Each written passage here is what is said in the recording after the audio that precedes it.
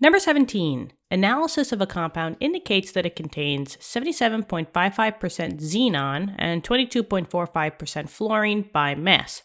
And then we have letter A. What is the empirical formula for this compound? And then assume this is also the molecular formula in responding to the remaining parts of this exercise, which will be in the next video. If you guys are on the playlist for this chapter, which I highly recommend you are, we will be doing the next set of questions in the next video right after this one. But first off, we just have to find out what is the empirical formula for a percent of xenon and fluorine. Well, anytime that they give you percents of elements, which we have here, and they're asking for an empirical formula, there's basically only one roadmap to go from a percent to an empirical formula, and that is this. So it's a couple of steps, but I know that you guys can do it. You might have already seen this because this might be a review. Now, we can always start from a percent and go to an empirical formula by going through grams to moles and then to the mole ratio.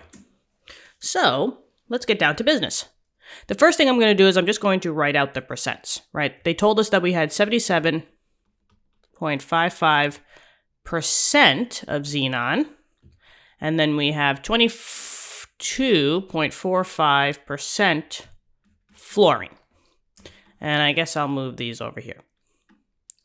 All right, well, how do I go from a percent to the gram value? Well, this one's pretty simple, because if we add up the total of percentage, right, the total percent should always equal 100%.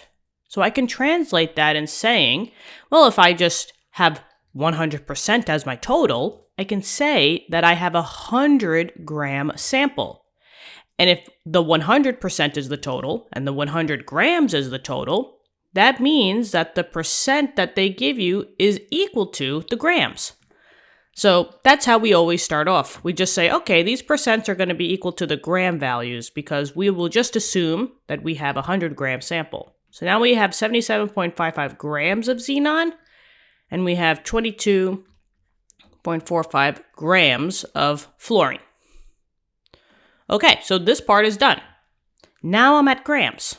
Now let's go from grams to moles. Well, grams to moles, that's always a conversion on the periodic table. So maybe we'll just say PT, right? Periodic table PT. When you're using the periodic table, remember that for every 1 mole of whoever you're talking about, this equals the grams on the periodic table for that same element. So for both of these, I'm just going to times by my conversion factor. And since I don't want grams of xenon, that goes on the bottom. So grams of xenon goes on the bottom to cancel out. And I want moles of xenon to go on the top. The same thing for the fluorine. I don't want grams of fluorine, so that will go on the bottom. And I want moles of fluorine, that goes on the top. Now, 1 mole equals the mass on the periodic table. So for 1 mole of xenon, I'm just going to look on my periodic table to find out where xenon is, and it's 131.3 grams. So I got 131.3 grams, and then for fluorine, 1 mole equals 19.00. Cancel out the grams of xenon, that goes bye-bye, cancel out the grams of fluorine, and now we have the moles for each. So let's see what we got. 77.55 divided by 131.3, and I get roughly 0.59. You don't have to write all the decimals, but don't lose it too much. So maybe 4 decimal places, 0.5906. So that's moles of xenon. And then 22.45 divided by 19. And I get roughly 1.1816. That's good enough. Moles of fluorine.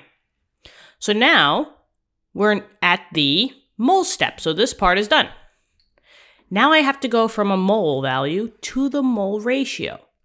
Well, in order to find the mole ratio, think of the empirical formula. Remember, the empirical formula is the smallest subscripts for your elements, in this case, xenon and fluorine.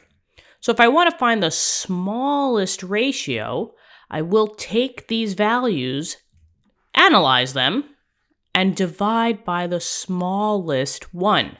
So out of 0.5906 and 1.1816, 0.5906 is the smaller number. So to go from mole to mole ratio, all you have to do is just divide by the lowest number.